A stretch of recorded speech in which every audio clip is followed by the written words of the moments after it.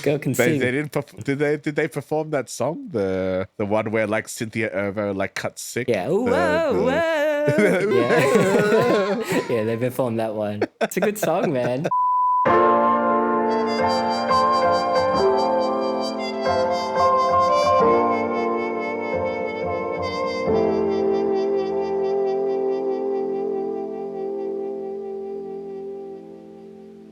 Hello, everybody, and welcome to another episode of Two Asian Blokes Podcast, a podcast where we talk about Asian pop culture sometimes, TV shows, comic books, anime, music, food, video games, whatever we're feeling at the time, really. My name is Dan with H. With me, as always, is my co-host, Harvey. Hey, Harvey. I like how you've changed our intro slightly to sometimes now, given how much we've kind of deviated. I had to think about it. I was like, are we actually talking about Asian pop culture today?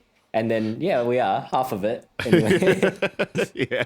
This is kind of I wouldn't say it was a filler episode. One of them...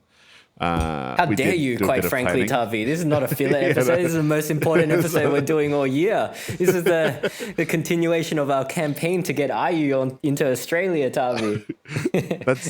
we failed. Have you forgotten our mission statement? It's over.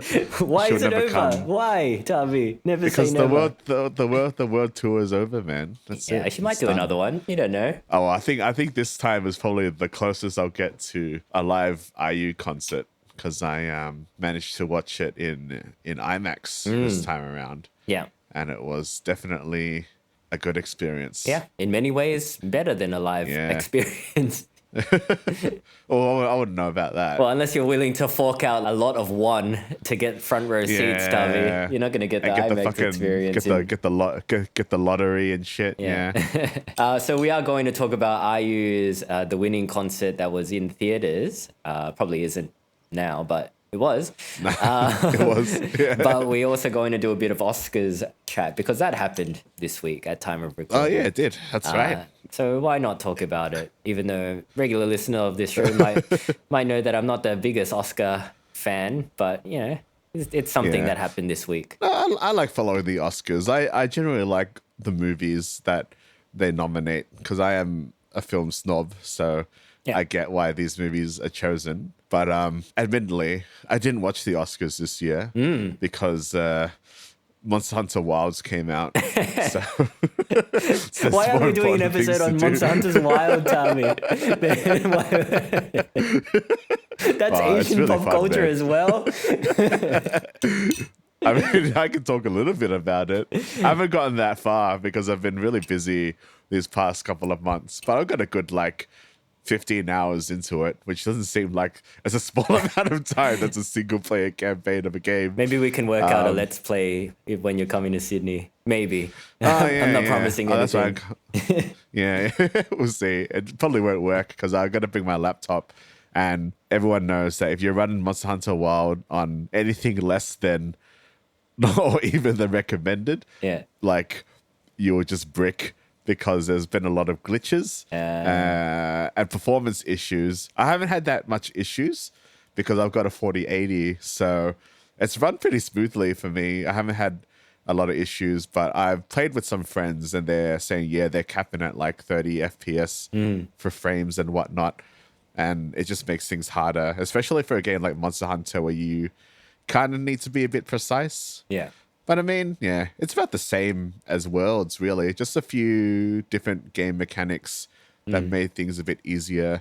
It's a much easier Monster Hunter than World. I've not struggled yet. Easy as in more user-friendly? Or does it control pretty much the same? Or is it just... They've fixed some of the clunky controls from World. It's a bit more streamlined. Okay. And I think that was from the jump between Rise to Wilds. But I've done most of it single player, and I haven't really struggled against any monster. Even if there's a giant cutscene of a giant monster that is just fucking up the ecosystem, as per usual with most Monster Hunter stories. You just go in and you just kill it, and then it's like, cool. And then it's like, on to the next story. Yeah. And then some village is grateful for saving them. And even though there's a big catastrophe, no one was harmed. No one is ever harmed in the Monster Hunter that's the Monster Hunter world. It's very, it's dangerous, but also it's fine.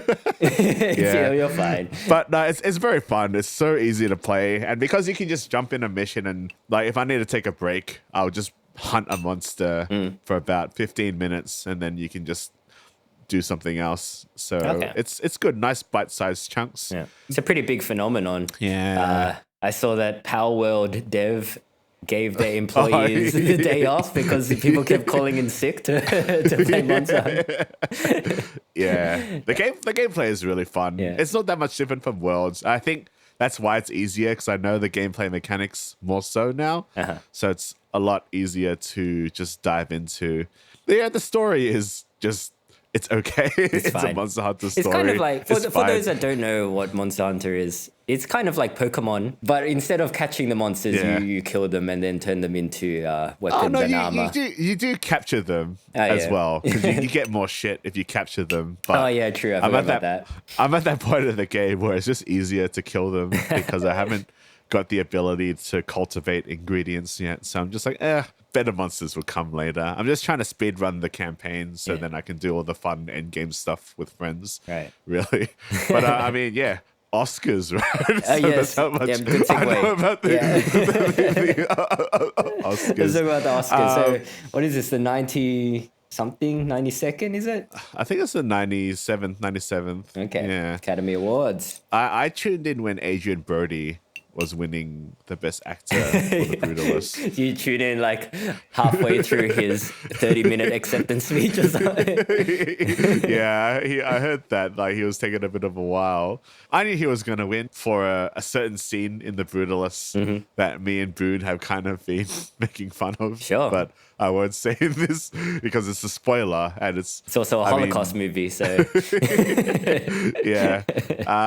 But there were like a couple of upsets, but most of all, I think the awards were pretty spread out amongst the winners. Amelia Perez didn't clean up as much as I think the Oscars would have liked. Well, they got 2, right? That's more than I was expecting them. So is Zaldana. I kind of felt a bit sorry for her because I think during the press conference after her winning speech, she was getting grilled a lot by Mexican journalists who rightfully so were saying, I mean, paraphrasing, did you know that your movie pissed off a lot of Mexican people? And then Zoe Zaldana gave probably the most appropriate answer that you can get. Just, I'm sorry that our movie offended Mexican people. Like the movie came from a place of heart or something like that. A place of love. A place of love. And we never intended to do that. So, yeah, Zoe Zaldana, she knows what she's doing. It's hard to defend. You know what? She was probably prepared. It's like, if you win an Oscar, take these sheets of paper and memorize these because there's definitely going to be some disgruntled people. And I guess that's maybe the Oscars' fault for propelling a movie that probably didn't deserve to be there. It won Best Original Score as well. Not score, Best Song. Best Song, yeah. Which, because I'm looking at the other ones, and it's my complaint that original song music these days is very underwhelming. I mean, the fact that you had to have 2 Amelia Perez songs in there was like, oh, okay, there's really not that much. Well, I heard Sing Sing's pretty good. Music. So. Oh, that's the one about the prisoners or something? Yeah. Apparently that's a really good musical. People probably haven't seen it. The Academy voters probably didn't see it, Tavi. That's probably what's going on here. The thing that struck me about this year's Oscars is that I didn't know that it wasn't a requirement to watch all of the nominees in order to vote. I didn't know that either. Yeah, and I mean, like, people aren't really happy about that, but I'm like, why is this the first we're hearing about this rule? Because that's a huge factor, in my opinion, when it comes to... Yeah, I actually think that's pretty bad. I didn't even know that. I don't know where the news came from, but people have jumped on it as like, why is this allowed to happen? Why don't people have to watch every movie?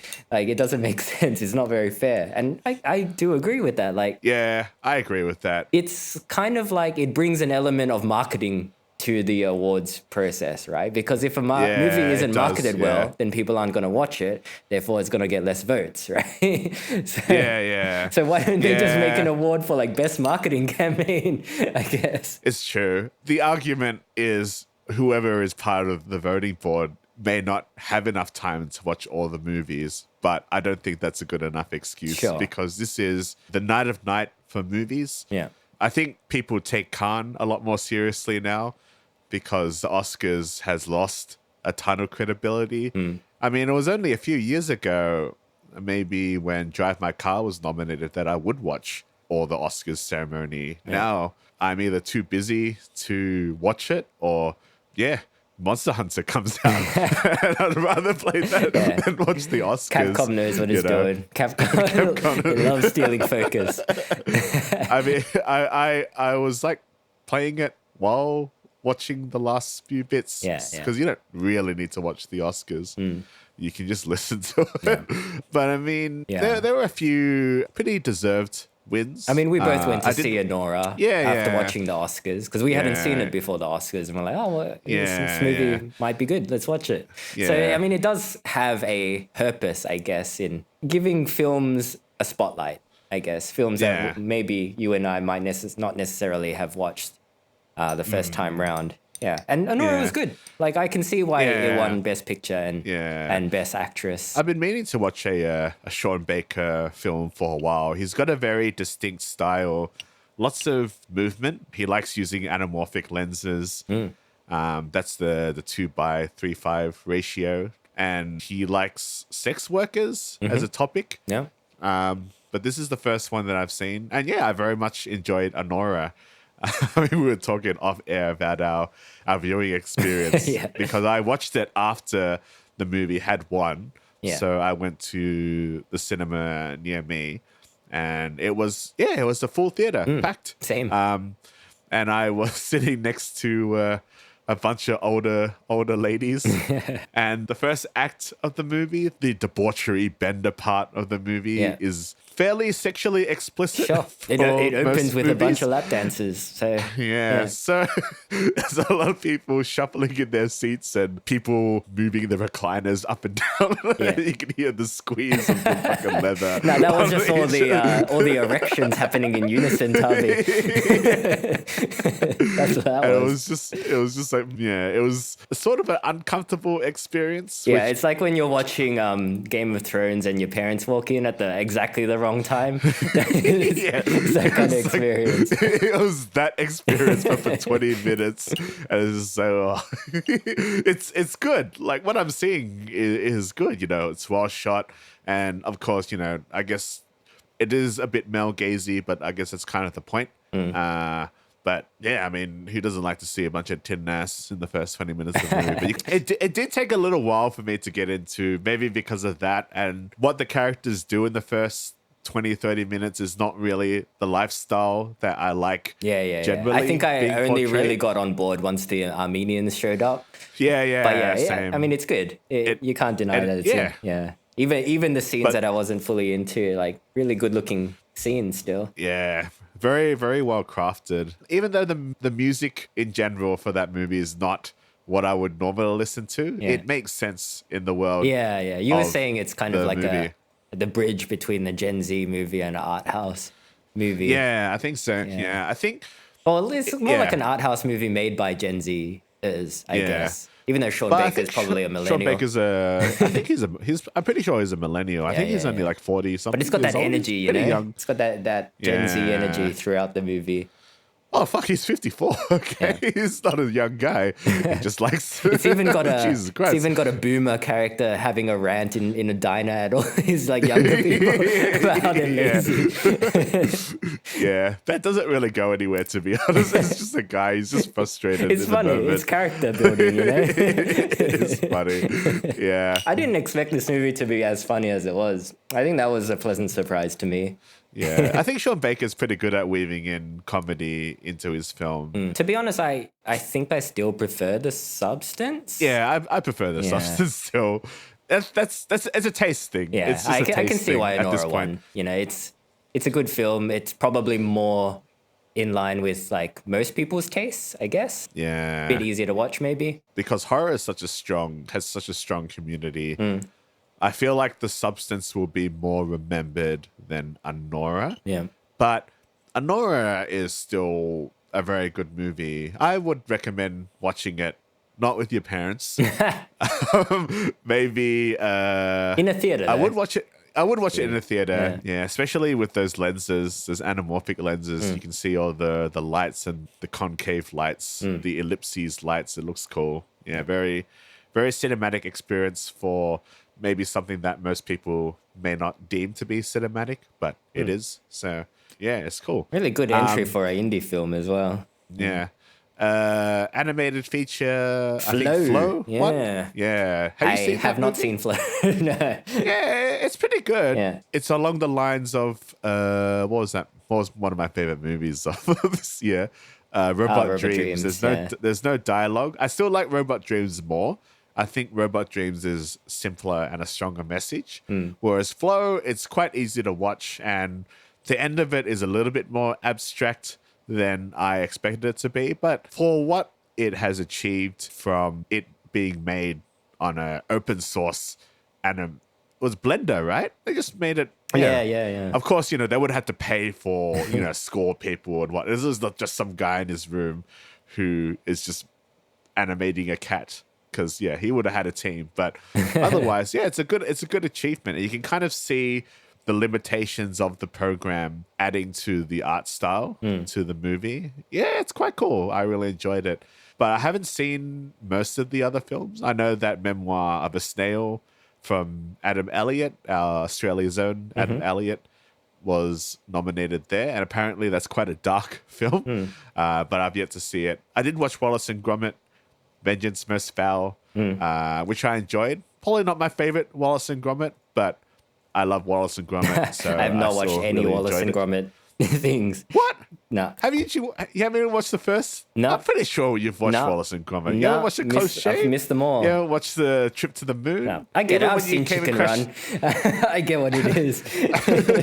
What? Wallace and Gromit is just a timeless masterpiece. Yeah. I'm pretty sure I've shown you Wallace and Gromit when you've stayed over. Definitely. Nah, I don't You think just so, don't Darby. remember. Nah, you've watched Wallace and Gromit. Man, I would didn't know not you were have such a let you- big Wallace and Gromit stan, Darby. Wallace and Gromit. I've Wallace never and heard you Gromit, talk about man. Wallace and Gromit. What? I fucking love Wallace and Gromit. Wallace and Gromit was one of the definitive. What was the first one called? A Trip to the Moon. Yeah. The first one where they go to the moon for cheese. That was the one that made me want to be an engineer, and Okay. then soon realize, I don't actually want to be an engineer. I want to be a filmmaker because, it instilled a lot of creativity back in the day. Yeah, Wallace and Gromit, man.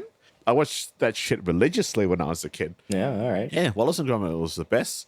Where's its Oscar then, Tavi? Yeah, I mean, it won an Oscar for The Were-Rabbit, which people at that time said it should have gone to, I think Howl's Moving Castle was nominated that year. Oh, wow, okay. But apparently people were pissed off this year that Wallace and Gromit didn't win Vengeance Most Foul.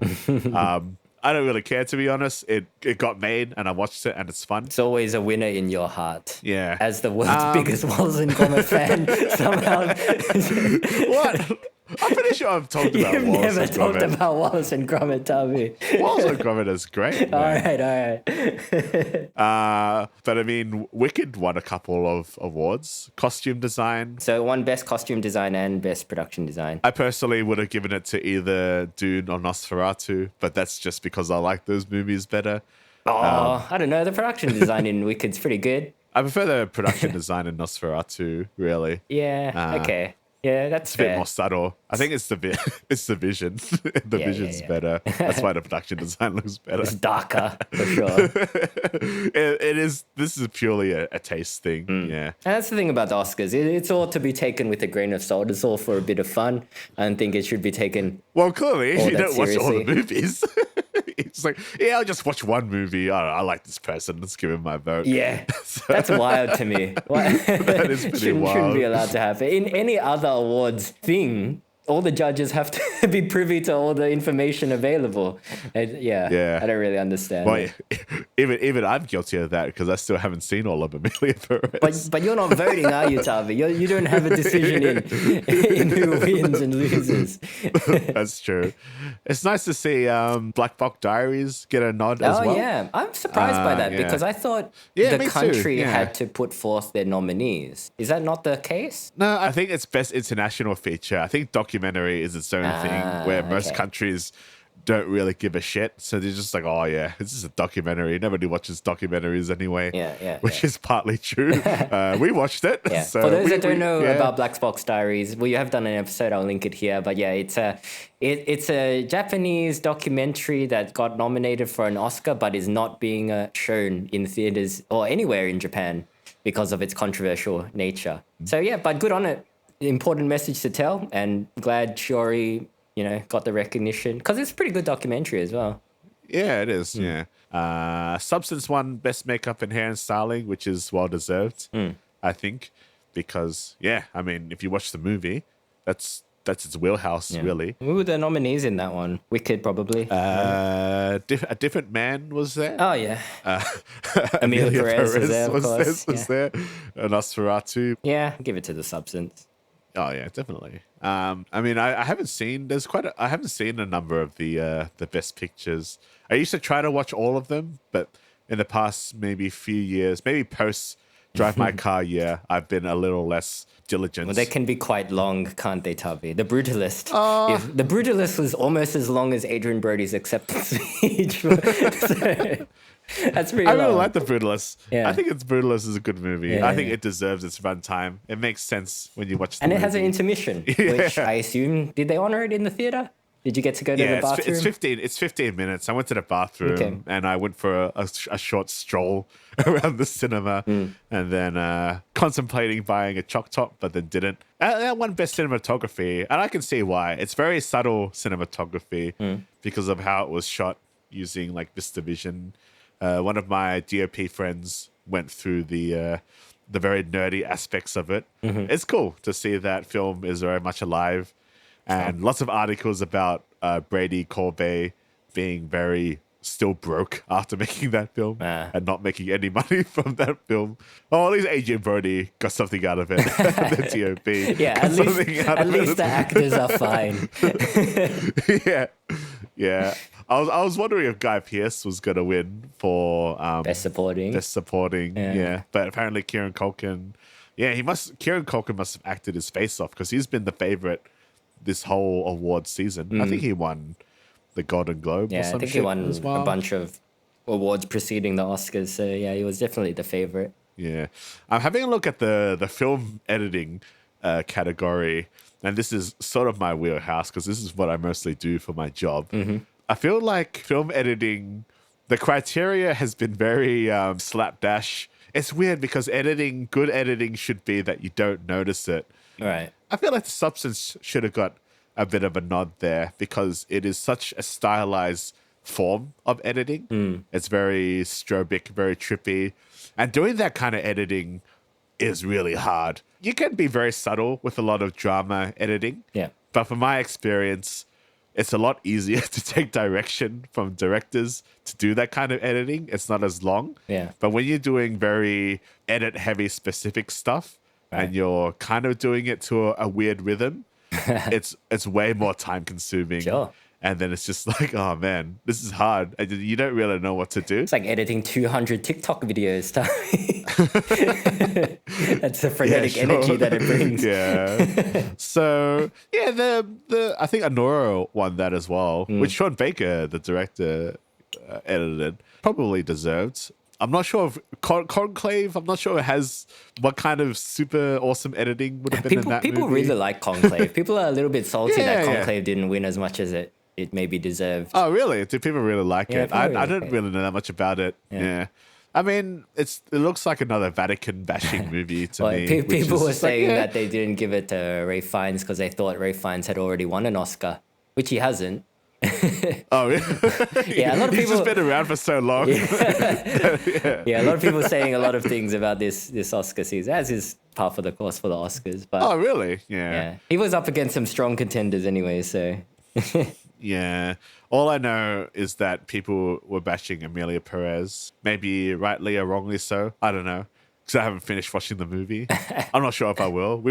I was going to do it with a mate, but I'm not sure if I've really got time to do that now because, there's better things to do, like Monster Hunter World. Sure. I think a week from now, people aren't going to be talking about Amelia Perez anymore. So Yeah, I don't think so. I guess the big one is the one that you said had the most discourse was Mikey Madsen winning over Demi Moore.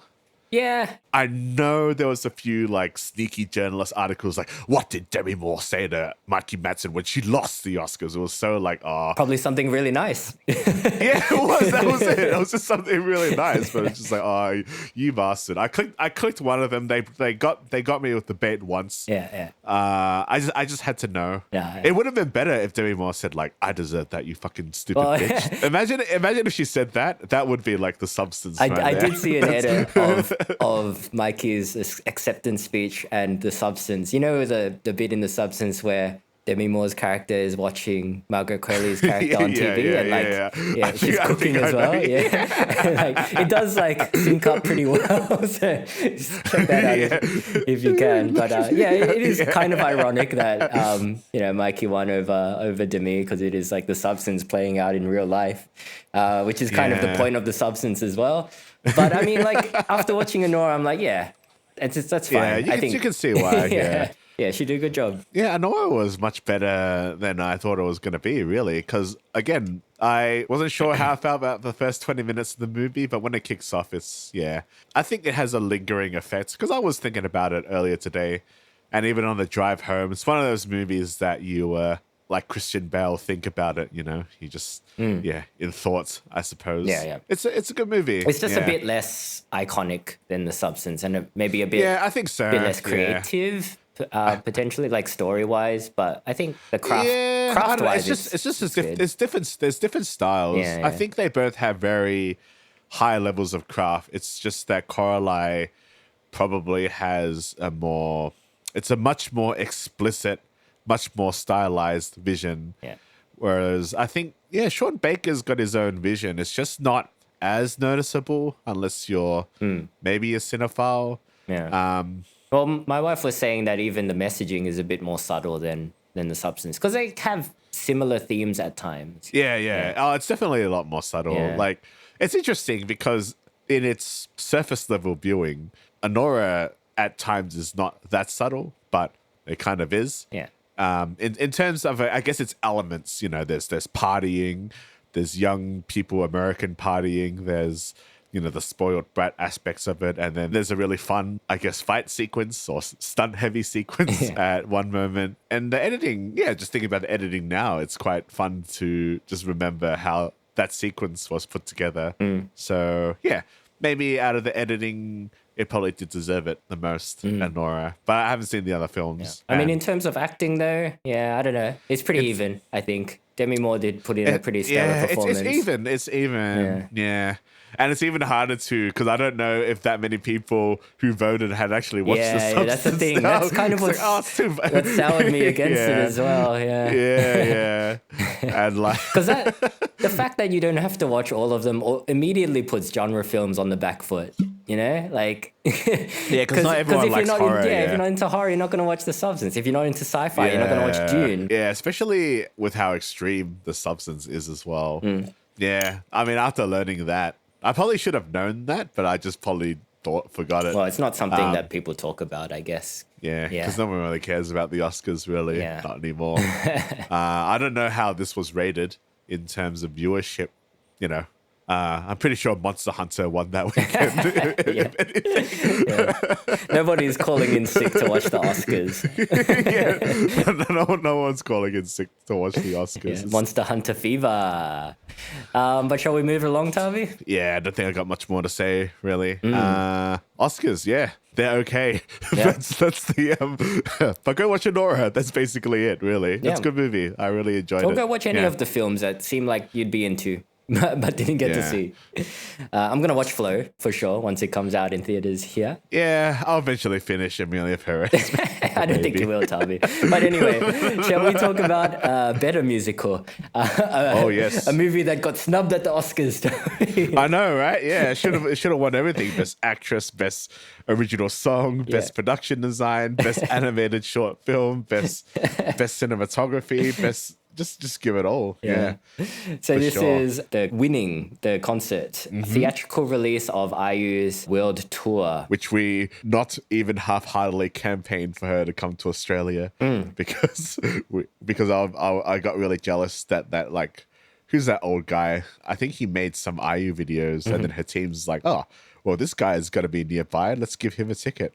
It's like, oh, damn it. If I was either a really old cunt or if I had some terminal illness, maybe I can get a free IU ticket or something. Yeah.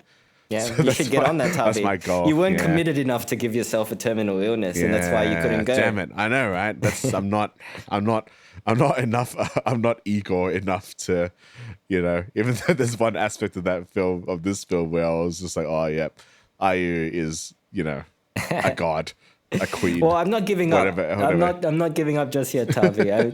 Let's continue this campaign until IU eventually retires. Let's bring it to Australia. Let's start by talking about the winning. So this cinematic version of this concert was the live show from Seoul, I think. Is that right? Yeah, I think it was the last performance because she performed there like 4 times, right? The first 2 dates were in Seoul, and then she traveled, and then she came back to Seoul for the last 2 performances. So I think this was in September last year, according to this set list that I have got on my window. Yeah, so we got to watch this in theaters, which is probably the closest we'll get to watching IU.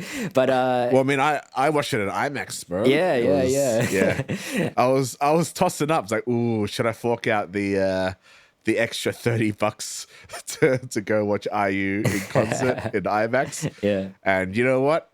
It's totally worth it, man.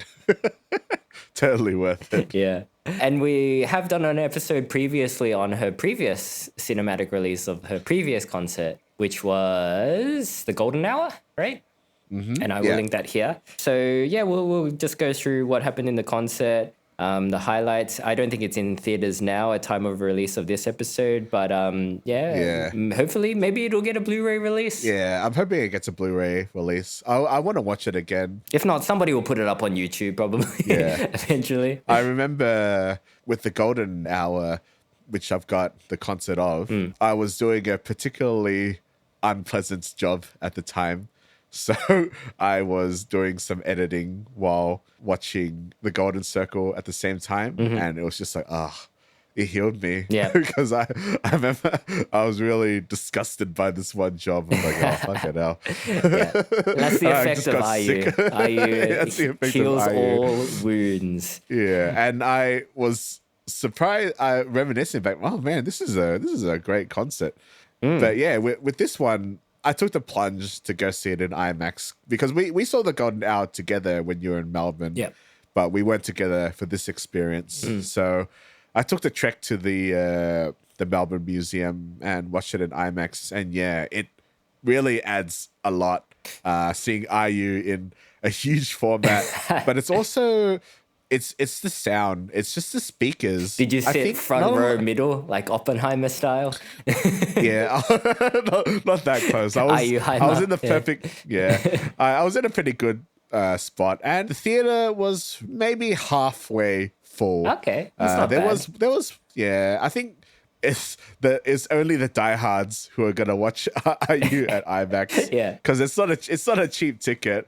Because I think I could have gone to see this at Northland for something for much less, but I don't think a lot of people really give heed to just the speakers in IMAX because in terms of getting that concert experience, you can really feel the music as pretentious as that sounds. You can literally feel it, like the vibrations and whatnot. And it just adds a lot more. And then as soon as IU comes on stage, I was just like, yeah, this is good shit. At the end of my showing, Yeah. because there weren't that many people in my theater when I watched it like in the middle of the day. But when the lights came on, I turned to the right of me, and because I watched it alone, right? So I wanted to kind of exit the theater as quickly as possible to avoid kind of looking like a creepy uncle fan. But I looked to the right of me, and there was just another like lone guy there, and he looked like he was having the best time. He like had all these snacks around him, and was like, just kind of like basking in what he had just seen. I'm like, feel it, man. Like, there's no need to be ashamed. That was probably me. I sat through the credits, man. It was great. Had my medium box of popcorn and just sat there. It's like, it's awesome. I think there was some girl who made homemade glow sticks and she was giving them out. Oh, that's nice. I didn't take one because I was just a creep. It's funny how we call ourselves uncle fans, even though IU is like 32 this year. So she's far into adulthood by this point. But because she is basically Nosferatu and she doesn't age. But probably in a much more glamorous way than Nosferatu. Who surprisingly, Count Orlok, Nosferatu himself, has a few female simps. Yeah. Apparently he has his own fan base, which is kind of funny. But I think there was one point in the performance, because I think the set list is split into parts. We can see part one is Hypnotic, where she opens up with Whole She, and then she does Jam Jam, and she does Appa, which I quite like that song, Appa. But she has like a speech about something, I don't remember, which is, I mean, we watched this like 3-4 weeks, about a month ago now. And then it's some very cheesy, nice speech that would come across maybe a bit too hallmarky from some other artists or some other form of media. But because it's IU, it's very genuinely IU. She is the closest thing that you can get in real life to a Disney princess, right? Like, and not in a lame way either, somehow. Like she comes out in a full like blue glittery dress. Like she looks like Elsa from Frozen. Sparkles in her hair and on her face. And I think because like the starting is kind of like a sea aquatic theme, right? Yeah. Oh, dude, to keep the Nosferatu theme rolling, I basically turned into Igor at that point. Like I would just do whatever you say, IU. I was just use me, Lord, to command me. Come do whatever me. you want. Punish She's like on a surfboard coming through your bedroom window on a floating surfboard. I'm like, I'll chew a pigeon's head off for you, IU. Yeah, just do whatever, man. It's all good. Yeah, I love it. Did you have any standout songs that you liked? I mean, it was all pretty good. I think "Good Day" always goes off whenever she pulls that out. Does she sing? She doesn't sing "Good Day." Maybe I'm thinking of "You and I." Does she sing "You and I"? She sings "You and I." She retired "Good Day." That's right. Because I was thinking when she sung "You and I," I was like, didn't she retire this song? But I guess she retired "Good Day" and she sung "You and I." Either of those songs do go off every time she sings them. Yeah. No, she's saying "You and I." I think "You and I" has a much more timeless appeal.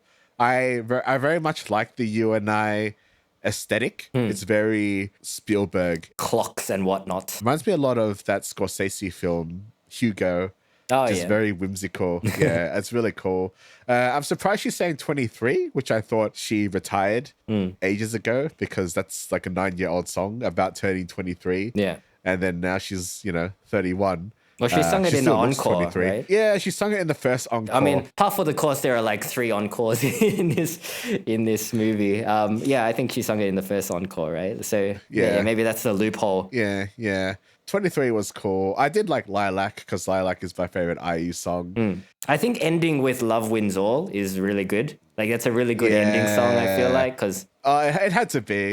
Yeah. Love Wins All is a song that really, really grew on me over the last year.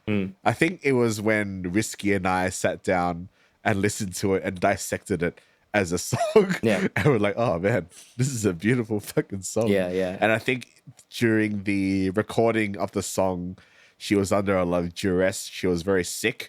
So it added a lot to the song itself. Just the I guess, the harsher vocals, I suppose. Yeah. And yeah, it was great. And you can see somewhat of a happy ending between her and the BTS guy. It's Which V, I'm not Tavi. going to look up the name. You can flame me. I don't give a V. shit anymore. It's V, Tavi. Is it V? Yeah. Yeah, cool. It's V. All right. Yeah. Which, yeah, you don't get to see that in the MV. Yeah. Even though that could still be just in their minds. I mean, if it does you're kind of going run into contrary to the themes of the song. Like the thing that, Yeah. always I feel is a bit of a shame when it comes to watching these kinds of concerts is that while they subtitle the interactions between the crowd, they don't subtitle the songs. Subtitle lyrics. Which is a shame because I think one of IU's strengths is, her lyrics. It's her lyricisms, yeah. I think some people prefer to just be more immersed into the song rather than its lyrical content. And if you're really that inclined, you can look up the lyrics after. I did. I've just written a couple of my favorites that I just want to give a shout out to. Ooh, okay, cool. Yeah. Because I think in the previous one, in Golden Hour, there was a big section dedicated to her older ballads. And we were like, these songs are good, but not being able to understand Korean kind of it undermines the strength of the songs, I guess. Because musically, they're very similar, but lyrically, they're different, right? They're very different, So, I did look up some of the lyrics to one of her older ballads. I think the song is called Through the Night. Oh, yeah. A couple of lines I really performed like. that. Yeah, she did, yeah. Like the words written in the sand where the waves are, I'm afraid you'll disappear. Like, that's pretty good. Oh, that's deep. Yeah. Lord, are you? Use me, come on. From the aforementioned Love Wins All, I slowly film you with my eyes. Please make a serene smile once again as we hovered slowly in the night of that day. This really setting the scene for like a tragic romance or a romance that is going to end tragically. And maybe my favorite, which is a song that I'm not a huge fan of, a Holsey, but looking at the lyrics, it's just really fun. I'm a recklessly flying single spore, setting out on a different road. Fly high to bloom. If anyone asks how I'm doing, send them the news. She has become a spore. Just cool lyrics, man. I mean, she's good. She knows what she's doing. I mean, you can see why IU is the number one artist in Korea. She's not the number one best known K-pop artist around the world, which is kind of unfortunate. But again, it's the lyrical content, and sometimes good lyrics is not always going to sell a song. I mean, just out of song history itself, just listening to songs like "Let's Get It Started." Yeah. I love it. I love it. I love it. I love it. I love it. I love it. I love it. That fucking rubbish song. But you can always see that IU really is the premier artist. I think my mum was watching one K-drama at some point, and then I don't know what the story, but it was like a bodyguard who was late or something, and he said it was really busy. And the character was like, "What? Were you having to guard IU or something?" And it's like, "Oh yeah." You can really see IU's touch on the entertainment industry. Yeah. But she's just like, I mean, I've said this several times when we talked about IU, and I'll say it again. She's just too talented. I mean, she's got a new drama coming out soon, which we're going to watch. Because, I made you watch it. Yes. As soon as I saw this advertised on my, I think it was on her Instagram, I'm like, this is happening. We're going to go watch it. And we're going to talk about it. Yeah, people can look forward to that episode. Probably coming out soon. But getting back to the concert maybe.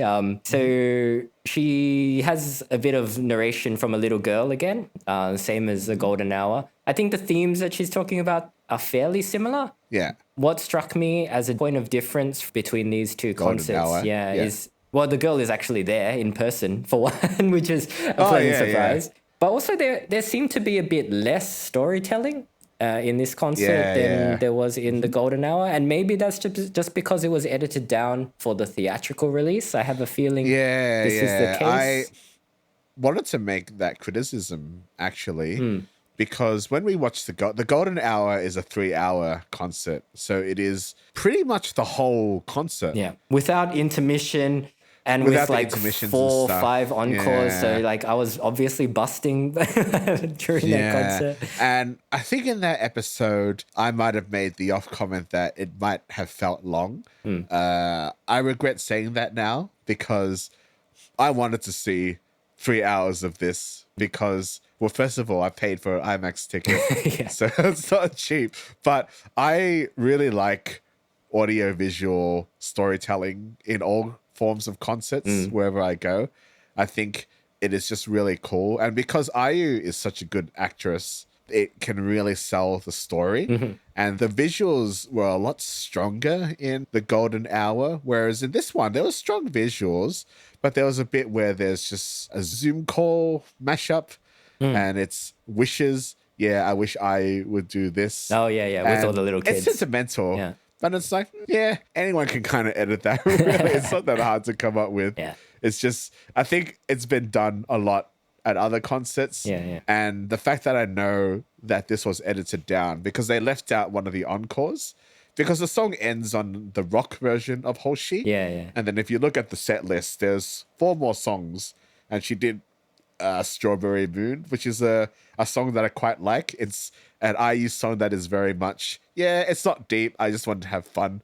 So I quite like that song. And the fact that I was robbed of some IU experience like irks me a little bit because I wanted to see more. And if you've been to a concert and you know with the way that IU walks off the stage in the rock version of Hoshi, you know there's going to be an encore with just how... It's a bit abrupt, the way that this film ends. Yeah. I wanted more, man. I was like, I want to be like that guy. I want to have my snacks and just bask. And just be, just have my eyes like wide open. I never blink ever again. Yeah. I mean, it's obviously like from a film production standpoint, a shorter movie is... You're going to get more sessions out of a day, I guess, which means more ticket sales potentially. But that it doesn't work because this was always going to be a limited screening anyway. Yeah. So you're only going to have 2 sessions. Yeah, I don't know. And maybe it was a common criticism that the first one was too long. Yeah, it might have. But now I regret making that decision because I wanted more. It's because of you, Tavi. They heard what you said.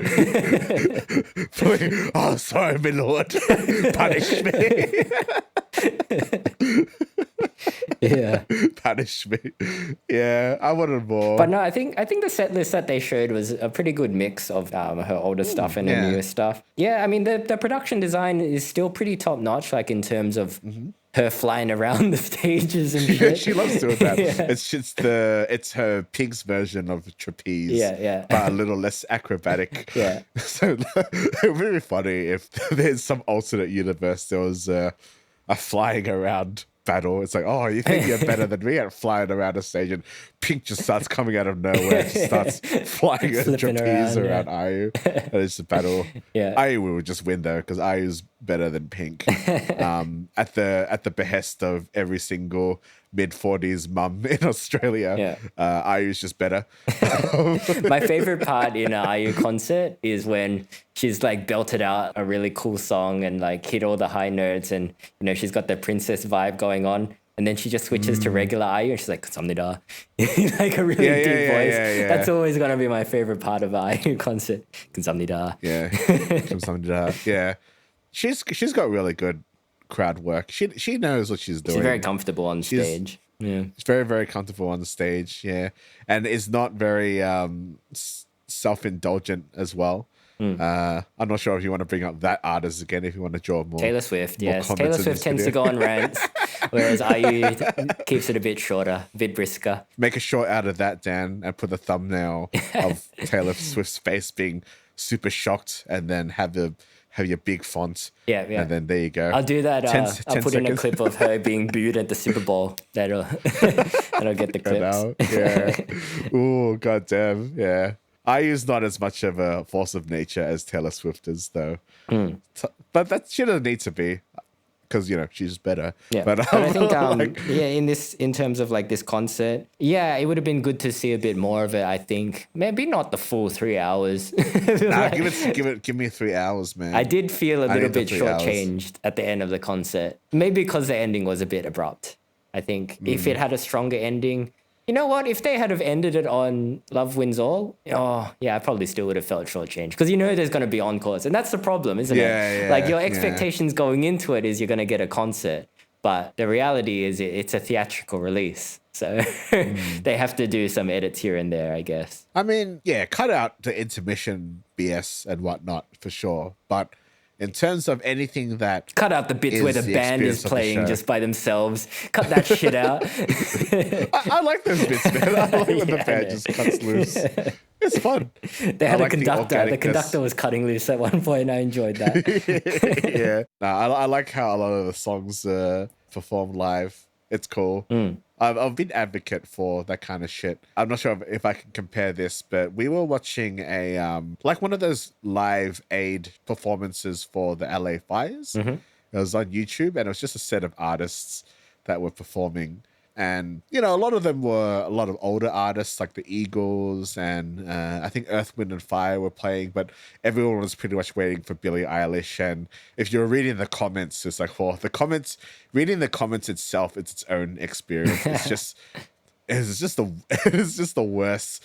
Like there are some classic performers playing and like, this guy's shit. He's the worst. Get him off the stage. Yeah. But where's Billie Eilish? Where's Billie? But anyway, there was this one performer, and I think he's very popular amongst, I guess, Gen Z is. I think it's Da Baby.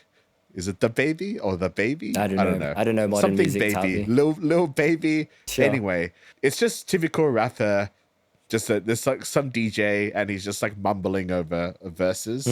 It's fucking terrible, man. There's no organicness to that performance. Yeah. There's no energy. And that's what not a lot, but when you have that kind of music that has to be played over a backing track and you just rap over it all. And, you know, even some pop concerts where maybe even when we went to see Twice live and there wasn't the band playing, I feel like they were the weaker songs. Whereas in this concert, because all the songs are live, it adds this new, different experience to it. Because each venue that you perform a song at is going to sound different. I'm going to go full cerebral anime here. Okay. But, you know, it is what's in the atmosphere, it's the temperature, it's the architecture of the stadium. It's all adds a different experience to the sound. Yeah. And you might not notice it, but it all changes the experience slightly. So I think that's the beauty of these live shows. Yeah. And even when we're watching it in the theatrical experience. Sometimes it'll start raining. Yeah, it does. So it's unplanned. Yeah. But when you can see all the mechanics working at once, I'm sure there were some aspects of backing tracks in some of the concert. I think Lilac maybe used a little bit because she's just like, I want to go for a bit of a dance. Maybe they used a little bit there. But otherwise, it's all band playing. And you can see everything, you know. Yeah. And it's just better. And I feel like a lot of people maybe don't appreciate that as much anymore. Yeah, I mean that's why people go to concerts a lot of the time, right? Is to get that live experience. But also, I guess supporting their artists is a big component because, you know, especially with music piracy and all that, you know, artists. Well, music piracy is not big anymore. It's just people pay for Yeah, Spotify but they now. still typically make a lot of their money from concerts From and from venue, merch. Yeah, I mean, so show your support to the artists that you like, but I think definitely having a live band adds something, maybe even to mumble rap. Mumble rap probably sounds better with a live band.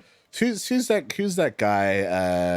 That really famous guy that had people who were tragically killed at his concert. You asking me to name a mumble rap artist right now? No, they're really Travis Scott, right? Yeah, you know that guy. Yeah. Well, anyway, any one of those artists, and maybe we were guilty of this because we saw Tyler the Creator, and he had the same setup like years and years ago, but he was an independent rapper, and those tickets weren't expensive.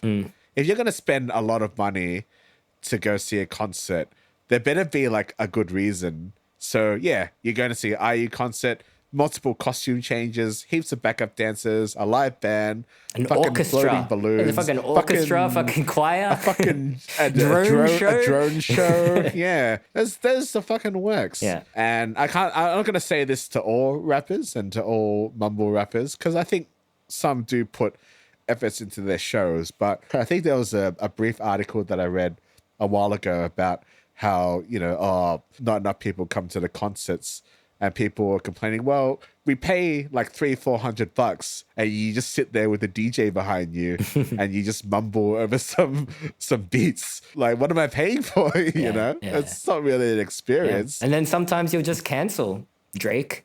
Yeah. Yeah. I don't want to go too far off the road. You can either leave this in the edit or not. But did you see that meme about him throwing the shoe? No, do you see about that meme where I think Drake gave some money to someone in the crowd or something? They were like struggling. Okay, no, I didn't see this. It's probably planted, but post then there were there's like a picture of Drake performing and someone's taking a photo and you can see all these people holding up signs like, oh, pay for my cancer treatment, Drake, or pay for this. I've seen that actually. It's just like, man, this is what constant experiences have become. Just hoping that an artist will come and just like pay for your shit. Yeah, now. everybody wants really to be funny. a Nora. But I also thought you were talking about that video of the drone. So when he was staying in Sydney, he had like a penthouse apartment in Barangaroo. And like somebody flew a drone into the apartment, and it's like Drake like trying to hit the drone with a shoe, and the way he throws the shoe is so funny. You got to see it, Darby. Try to find this video after. That's really funny. There's a 50% chance that it's fake, but it's a really funny video regardless. Okay. Well, let's not talk about Drake. Yeah. I'll leave that if you want to leave that in or not, because this is IU, right? Yeah, this is IU. Yeah, IU is better than But unless you have more to say about the concert, Tavi, I thought we could wrap up this episode of IU with an IU quiz, if you're down for it. Oh, yeah, for sure. This will really test my simping. Yeah, it will test your simping, but also it'll educate audiences that may not be aware of who IU is. So yeah. Ooh, I'm stressed, man. Like, I talk a lot about IU, but I wonder if I really know that You'll be fine, IU. Tavi. And if you suck, I'll edit it out. It's fine. All right. I might not be the biggest simp. I might not be. I'll get punished. Yeah, you'll be happy to get punished, Tavi. That's true. I'll be happy to get punished. All right. Let's do this. You'll be right. Question 1. What year did IU debut? A, 2005, B, 2007, C, 2010. Ooh, as in like her first song. Yep. What were the dates again? 2005, 2007, 2010. She came out with Marshmallow in 2007, right? Did she? Or did she perhaps have some more indie songs before that? Well, I know she was playing songs on those music shows in 2005, but I'm not sure if they're a debut. Okay. I just know that she did Marshmallow. Yeah. That was like her official. I mean, her breakout hit was Good Day. Okay. In 2010. So that's not the answer. I will give you half a point for this because 2007 is the correct answer, but her debut song was Lost Child. Yes. She was 15 at the time that she debuted this song on one of the singing shows in Korea. Yeah. So, yes, half a point for that. Marshmallow was like her first bigger song, I believe. Yeah. I think so. Yeah. I remember the first time I traveled to Korea, Marshmallow was just playing Marshmallow non-stop. was really big, yeah. There's a guy going, bala, bala. Which is a song that she looks back on not as fondly as you would think. Yeah, I don't think she really likes that song. It's really not. Because they were marketing her as like a cute kind of like object idol kind of thing, which is not really her jam, right? She's more. It's a catchy song. Yeah. It's not really a great song. Mellow, I don't think you're going to see it on her set list anytime soon. All right. Next question. Although her debut album and subsequent follow-ups did reasonably well, it was not until 2010 that she would become a household name with a hit song from her album Real that went on to spend 5 consecutive weeks at the top of South Korea's Gaon digital chart. This song was, of course... Yeah, it's Good Day. It is Good Day. For bonus points, Tavi, in 2019, Billboard compiled a list titled 100 Greatest K-Pop Songs of the 2010s. Can you guess where Good Day ranked on this list? Oh, fuck, I don't know. It was number 1, Tavi. Number 1. Number 1? Yep. Oh, shit. The 100 Greatest K-Pop Songs of the 2010s. Probably deserved. Oh, wow. It's a good song. Yeah. I wonder if I like You and I more, though. That's interesting. That's just a personal preference, though. Yeah, I think because of the impact Good Day had on her career, it's probably why it ranked so highly. Yeah. But yeah, Good Day was great. We were in Korea when Good Day came out. Yeah. It was everywhere. Yeah, every time I go to Korea, IU is big there. Oh, she's the best, man. She's the one that set the plague amongst the whole village. Yeah. The plague of uncle fans. Just infecting the towns that they go to. I'd have the IU plague in Australia. You're going to be patient zero, Tavi. Yeah. Speaking of IU fans, what does IU's fandom call themselves? Is it A, bunnies, B, uenas, or C, army? Is it the army?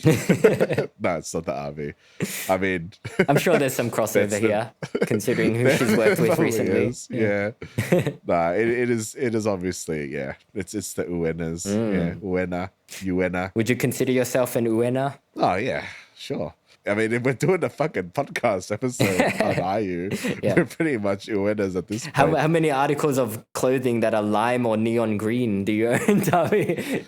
Which is, of course, the official fandom colors. Is that the official colors? Yeah, I don't even remember the official colors. It's not an easy color to pull off, to be honest. What is it, lime or neon green? Yeah, somehow I don't think that's going to match my aesthetic. Especially with Asian skin tones, not the best color. Yeah. I looked like I was in like a John M. Chu movie or something. Yeah. Unlimited. I actually like that performance from the Oscars. I thought it was pretty good.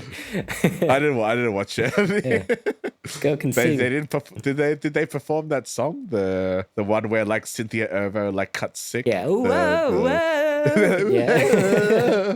Yeah, they performed that one. It's a good song, man. It is. Look, it is a good song. Yeah. And they got snubbed by the Oscars, so good on them for performing still. Well, it didn't get nominated because it's not an original song. Yeah, I guess not. I mean, if it got nominated, no way is Amelia Perez's song going to win That's over true. that song. And I didn't even like Wicked that much, so, yeah. Anyway. Back to IU. Next question. What instrument does IU play?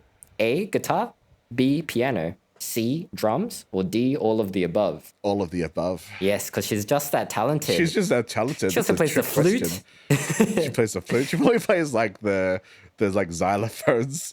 Yeah. She like got those Chinese instruments that shoot daggers, and she just plays that. Yeah. Like she can do it. Yeah. Like in Kung Fu Hustle, right? Yeah. She's too talented, man. She just play anything. Yeah. This is like, yeah. She's definitely a talented musician. But not just that, she's also a talented actress, or a capable actress at the very least. First featuring in Korean TV shows such as Dream High, The Producers, and My Mister. But she has also featured on Korean variety shows, most notably in 2010 to 2011 when she was a regular cast member on which reality TV series? A, HEREH, B, Running Man, or C, Infinite Challenge? HEREH was the best, man. I used to watch that shit. Yeah, and it's a good show. Underrated, I feel. Good show.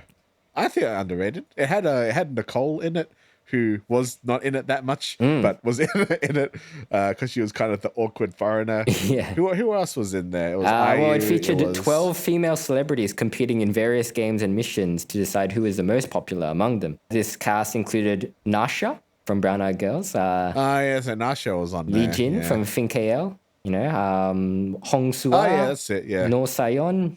Nicole, as mentioned. Yu Ina.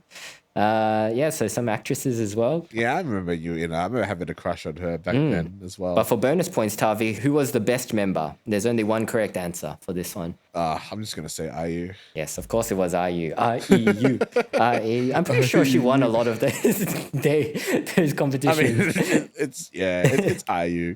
Come on. I mean, it's just IU. Yeah. I like Nicole, but I mean, realistically, yeah, it's IU, Yeah, man. hard to beat. Hard to beat. Like, come on. Oh, come on. as Gordon Ramsay would say, oh, come on. Yeah. She also starred in a 2022 film alongside Song Kang-ho, directed by Hirokazu Koreeda, called... I mean, we watched this. Yeah, so, we did an episode. I'll link it here. An episode, yeah. Great. She's awesome. Yeah. I mean, again, the only thing about her acting and criticism is that she's IU, so sometimes like, yeah, you're a prostitute. Yeah, but it's like she did play a sex worker in Burka. Where's her Oscar, Tavi? Honestly, where is her Oscar? She would have won if she was a Western Hollywood star. She would have won a few Oscars by now for sure. If My Mister was recognized amongst the Golden Globes, she would have won. Yeah. If she was in Squid Game, she would have won an Emmy at the very least. But the first Korean was Lee Yu-mi, and good on her. Which I Also a talented actress. Yeah, very, very good. Yeah. All right, Tavi. Well, to cap off this quiz, IU has a new Netflix show that will have just been released by the time this episode goes out. What's the show called? It's called... Oh, I was trying to think of a funny answer, but I can't. I'm tired. When life gives you tangerines. It's called When Life Gives You Tangerines. I was going to say like Nosferatu. Yeah, Nosferatu. Nosferatu. There you go, Nosferatu. Great pun, great punnage. A couple of follow-up questions, Tavi. Should people watch this show? To be honest, I don't know because I haven't seen it. Well, are we going to watch this show? Yeah, we have to watch it. Yeah. We don't have a say. We just have to watch it. And are we going to do an episode about it? Yep. Yeah, Definitely. And should people listen to that episode? Maybe. Maybe. We'll see. Maybe. Maybe. To be determined. All right, Tavi, that ends this quiz. I think you did all right. How did I do? I think you got, only again, I'm going to give you 5 IUs out of 5. Oh, nice. Even though there is only 1 IU. You did well.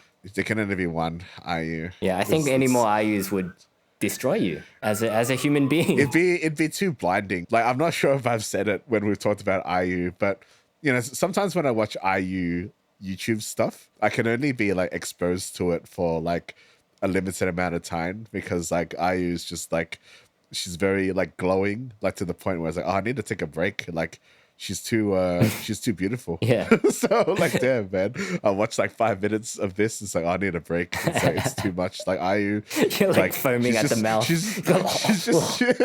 She's too charming and she's too nice. I was just like, oh, fuck. Like I don't think like a human being like this can really even exist. And if that concert, so if this concert was 3 hours and you watched it in IMAX, I reckon when the lights turned on, I'd like turn to you and it's just like you've watched The Ring, you know, like it's just like, yeah. I watched yeah, no, that's it. Like Your mouth is open. agape. Yeah.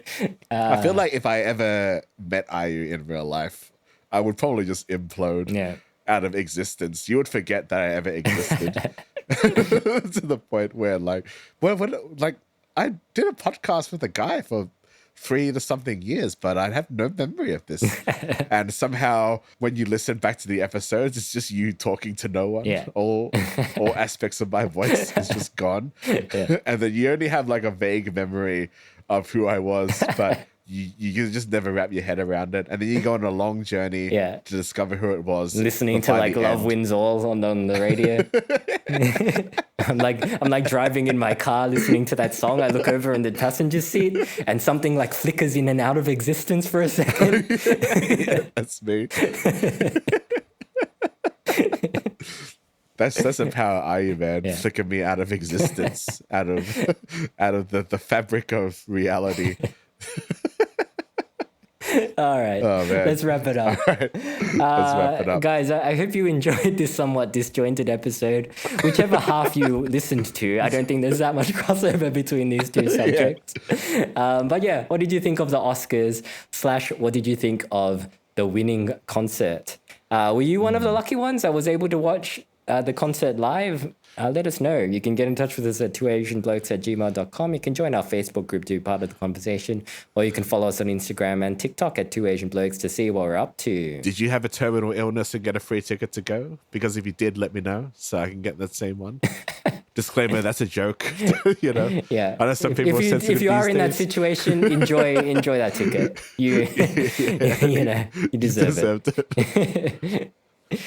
All right, guys. Until next time, we'll catch you later. Take care. And all hail Lord IU. Nosferatu. And insulting Nosferatu. There you go, Nosferatu. Great pun, great punnage.